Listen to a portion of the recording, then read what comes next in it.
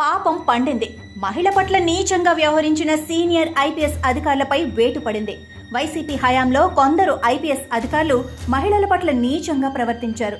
Jaganmohan Reddy YCP పెద్దల సూచనలతో తాము ఉన్నత స్థాయి అధికారులమన్న విషయాన్ని మర్చిపోయి వైసీపీ కార్యకర్తల్లా వ్యవహరించారు. తెలుగుదేశం నేతలు కార్యకర్తలపై అక్రమ కేసులు బనాయించి జైళ్లకు పంపించారు.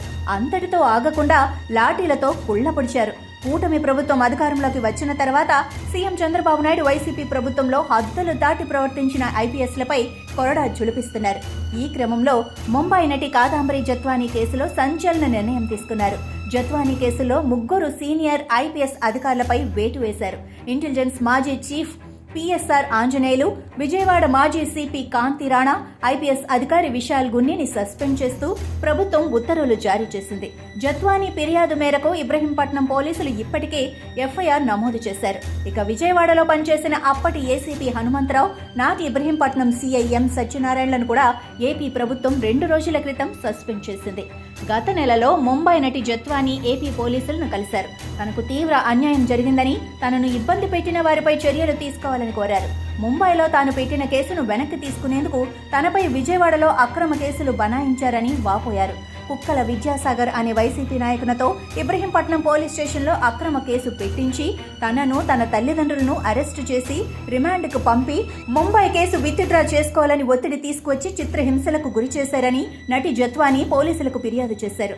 గత ప్రభుత్వంలోని కొందరు పెద్దల సిఫార్సుతో రంగంలోకి దిగిన నాటి ఇంటెలిజెన్స్ డీజీపీ పిఎస్ఆర్, అప్పటి విజయవాడ సిపి కాంతి రాణా, డీసీపీ విశాల్ గున్ని కనుసన్నల్లో పోలీసులు వ్యవహరించారని, తెర వెనుక పథకం రచించి పిఎస్ఆర్ కథ నడిపించారని నటి ఆరోపించారు. నటి ఆరోపణలపై నిజానిజాలను నిగ్గు తేల్చేందుకు డీజీపీ ద్వారకా తిరుమలరావు విచారణకు ఆదేశించారు.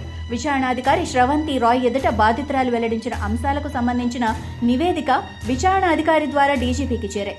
3 రోజుల క్రితం ఆ నివేదికను డీజీపీ ప్రభుత్వానికి నివేదించారు. ఈ నివేదికలో సదరు ముగ్గురు ఐపీఎస్ల ప్రమేయాన్ని స్పష్టంగా ప్రభుత్వ దృష్టికి తీసుకెళ్లారు. డీజీపీ నివేదిక ఆధారంగా ముగ్గురు ఐపీఎస్లు ఇంటెలిజెన్స్ మాజీ చీఫ్ పిఎస్ఆర్ ఆంజనేయులు, విజయవాడ మాజీ సిపి కాంతి రాణా, ఐపీఎస్ అధికారి విశాల్ గున్ని సస్పెన్షన్ ఫైల్పై సీఎం చంద్రబాబు సంతకం చేశారు. దీంతో ఆ ముగ్గురిని సస్పెండ్ చేస్తూ ప్రభుత్వ ప్రధాన కార్యదర్శి నీరబ్ కుమార్ ప్రసాద్ జీవో నెంబర్లు 1590, 1591, 1592 విడుదల చేశారు.